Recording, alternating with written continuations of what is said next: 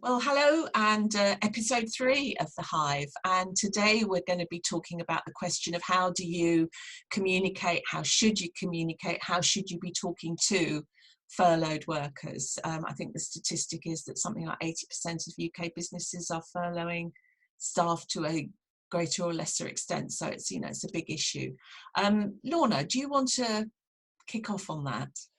Yeah, so I guess the first thing that I would say is if you're just talking to them and you're probably not getting it quite right yet, it's really, really important to be listening and to be continuing a dialogue, partly because organisations are using furlough in so many different ways and are approaching it from so many different ways that you've got a spectrum of people who are sitting here thinking, is this the first step towards redundancy? Am I going to have a job in a month or two's time? So other people at the other end of the spectrum are going, a month off, full pay, happy days, leave me alone. Yeah. And so I think if you're not engaging in dialogue and listening to what they need, then you're missing an opportunity there. I think there are a couple of other pieces. So it's really easy for HR people to tie themselves in knots around this. It's a brand new surprise piece of legislation. We're used to having much more lead up and information about legislation. We're used to having much clearer parameters. None of those things are there for us. You can talk to 10 different employment lawyers at the moment about furlough and get 10 different views on what you should and shouldn't do. We're operating in grey. We're off the map. So I think worrying too much about, should I even be talking to them at all? Should my wording in the letter refer to X, Y, and Z? Try and calm that need for all of that level of detail. And remember that you're talking to a real human being who's going through all of those worries and concerns and everything else. So just try and be human in the way that you engage with them. Those, I suppose, are my two key points. Yes. Yeah. Interesting. Somebody was saying to me the other day who's been furloughed that they've been told by their employer that they are not allowed to log on to their employer email system more than once a week. That's what they're being told is the rules. But as you say, there will be local interpretations and that can't be in the legislation, surely. I feel like I have a disclaimer running across the bottom of my screen saying not a qualified employment lawyer, although I'm a fellow of the CIPD. But, who knows? And are you really worrying about a potential ET claim 6 months in the future for somebody who received one too many company updates versus making sure that a human being is okay right now in the biggest crisis of a generation? Yes. So I think getting bogged down in the rules and the regulations, don't email us, don't log on, don't do this, don't do that. All those deposits you've been making in the trust bank from an engagement point of view as an organisation are going to pay you dividends right now.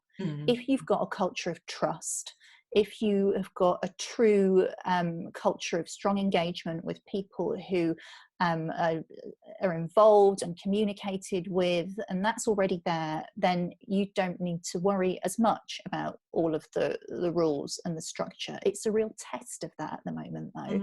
And it's not too late. It's not too late to involve people, explain your rationale, talk through the dilemmas that you're facing as a business. I think if people understand why you're making decisions that you're making and they feel like they've been involved in them. There's a really excellent story that's doing the rounds all over social media from a CEO of a tech business in the States who had the option between getting rid of 20% of his staff, or he didn't know. He had no answers. He wasn't sure. That was what he called the capitalist math told him to get rid of 20% of his staff. But he went out to his team and he said, this is my problem. This is my dilemma. Help me solve it. And they came back and 98% of them said, we'll take a pay cut rather than see a colleague go. Right. And that was far easier to communicate than we've made this decision. Here's a formal piece of this list of things you should and shouldn't do. Now go away for a month. Interesting. Jo, wearing your Engage for Success hat, that's a classic case of employee voice providing the answer, isn't it? Yeah, absolutely. I was hoping that was going to be the end of that story as it started.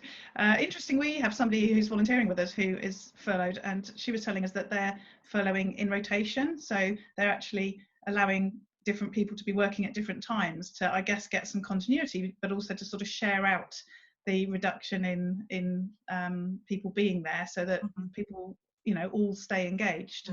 I think they're furloughed for 3 weeks and then they go back, and then somebody else is going to be furloughed. So I thought that was quite an interesting way of looking at it as well. So it's really important, isn't it, then, if there is going to be, and I think that is the way some companies are using it, you know, 2 weeks on, 2 weeks off, 3 weeks on, 3 weeks off rotation.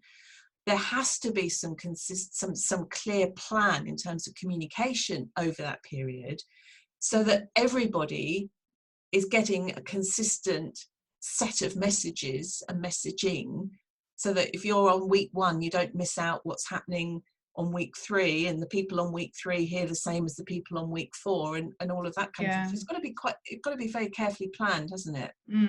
I think there's a real focus in that organisation, particularly on the handover process, and that was what they were working on before they kicked it off, so that actually, you know, worked well for exactly the reasons that you just shared. Yeah, and it's very similar, isn't it, to, I guess, in terms of a sort of ethos, is thinking about furloughed employers in the same way that you think about people on maternity leave or paternity leave or sabbatical. Yeah, absolutely. And it's a bit of a hole that we can fall into as HR folk, to go, oh, it's like laying them off, it's like making them redundant, and then we go into that mindset. Well, it's not. It's much more, from an engagement point of view in particular, about this is a valued member of our team, talent, that we want to keep engaged, and we want them to know how valued they are. And even if you don't know where the business is going to go, so but even if they do end up leaving you, you want them to leave you and be an advocate of the organisation. Absolutely. And ideally we want them to come back engaged, motivated, ready to get us all back to where we need to be as quickly as possible.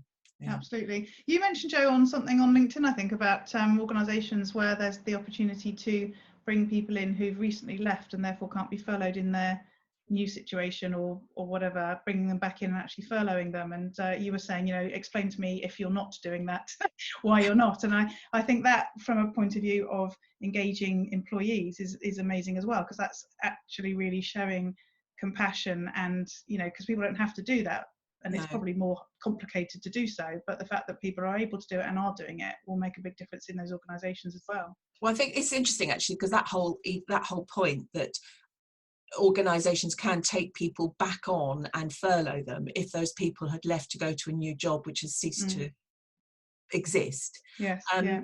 It goes against what people imagine to be the norm of these sort of rules. They normally imagine that these rules are there to make it difficult for people to claim, where in fact the whole point of this furlough thing is actually to create a safety net that is as wide as possible to stop people falling through the cracks. Unfortunately, there are quite a few 100,000 people falling through the cracks who are left a job to start a new job that has then not materialised. And which is why it's so important that to recognise that you actually can do the right thing by as many people as possible. So rather than looking for reasons to not, looking for a reason to do that, it's a real test of your values. If one of your values says that, you know, our people are important to us, people matter, then here's your opportunity to step up and demonstrate that. Really bring your employer brand and your brand values to life and make them mean something rather than just words on the wall.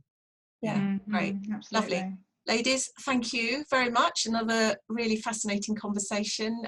So thank you. Hope people found that useful. I'll say goodbye. Bye-bye now. Bye.